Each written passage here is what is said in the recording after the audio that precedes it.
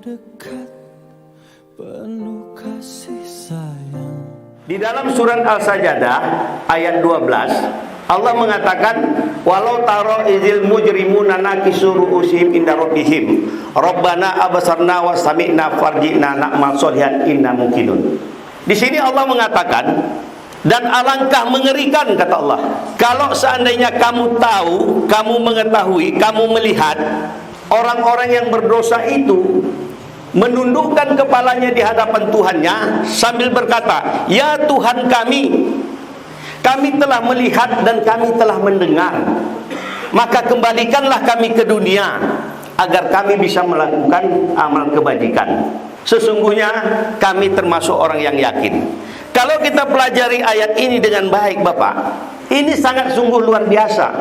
Ayat ini menceritakan tentang sebuah kejadian yang akan datang.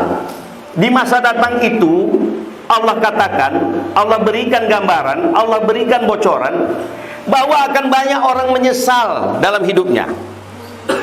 Dan dia minta dikembalikan ke dunia, tetapi sudah terlambat. Dia katakan di situ, Allah katakan, alangkah mengerikan. Ini Allah mengatakan, alangkah mengerikan kalau kamu mengetahui, kamu melihat orang-orang yang berdosa itu menundukkan kepalanya di hadapan Tuhannya. Kemudian dia berkata, ya Tuhan kami telah melihat dan mendengar, maka kembalikanlah kami ke dunia agar kami bisa melakukan kebajikan. Sungguh kami termasuk orang-orang yang yakin. Ini ayat tentang bocoran dari Allah bahwa nanti di pengadilan Allah itu begitu banyak orang yang menyesal dalam hidup ini. Sekarang kita hari ini diberikan bocoran itu gitu loh, dan kita masih di dunia.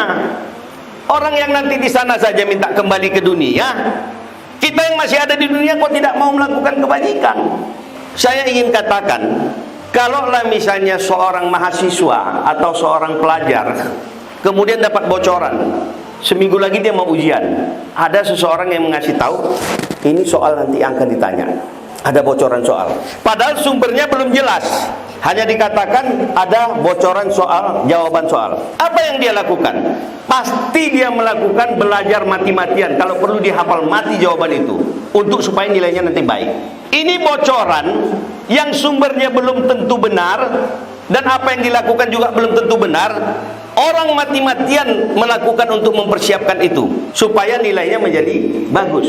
Sekarang ada bocoran dari Allah di dalam surat As-Sajdah 12 itu, bahwa kehidupan nanti di akhirat begitu banyak orang yang menyesal dan minta dikembalikan ke dunia hanya sekedar untuk melakukan kebajikan. Sholat sunat 2 rakaat sebelum subuh saja, rakaatul fajri khairu minad dunya wa ma fiha. Sholat sunat fajar 2 rakaat sebelum subuh itu lebih baik daripada dunia dan segala isinya. Kenapa banyak orang yang masih hidup ini tidak mau memanfaatkan itu? Kita tahu betul bahwa sholat berjamaah itu dimuliakan Allah 27 derajat kemuliaannya dibandingkan kalau kita sholat sendiri. Kenapa kok hari ini kita tidak mau memanfaatkan itu? Padahal nyawa kita masih Allah beri dan kita masih ada di dunia. Kita tahu bahwa ketika kita menginfakkan harta kita, akan Allah lipat gandakan sampai 700 kali. Di dalam surat Al-Baqarah 261 itu jelas sekali Allah mengatakan di situ bahwa ibarat orang yang menginfakkan hartanya di jalan Allah itu seperti sebuah biji yang menumbuhkan 7 tangkai, dan di setiap tangkai terdapat 100 biji. Ini kan luar biasa.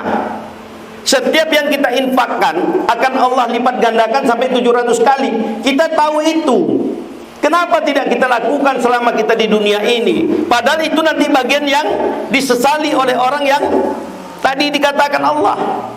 Mereka begitu menyesal setelah dia melihat. Kita sekarang masih ada di sini.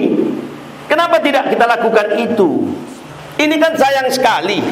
Sangat kita sayangkan.